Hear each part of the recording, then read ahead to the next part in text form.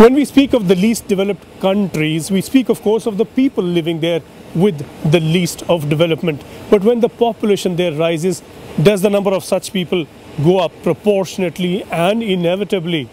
Would be scary if it did, but there is promise it may not, even if the growing numbers seem worrying. The UN has been studying both possibilities. The population growth in LDCs is higher than the growth in developing countries. Whereas we're seeing the trend of about 3%,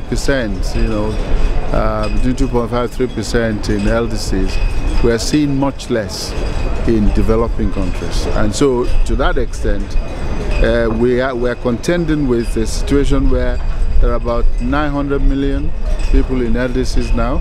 And if the growth continues that way, in 2050 it will double to about 2 billion. In most parts of the world where population growth is fast, poverty also goes up in those places. So we need to reverse the poverty cycle, and if we do, you will almost invariably find that population growth also goes down with that.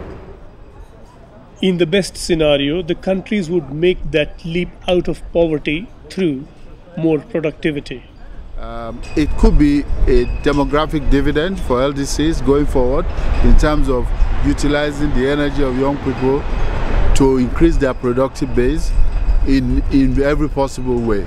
Educate them, make sure they have access to credit, ensure that they can be engaged in economic activity.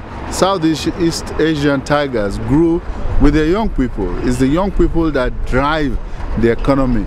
Even in countries where populations seem to be shrinking, we're coming back to a situation where we are now putting in place family programs and policies to increase the base of young people so that the productivity. So it's a fine balance. You don't want a situation where all of them are old or all of them are young. It's a fine balance between old and young so that you have a good ratio between those who are dependent and those who produce.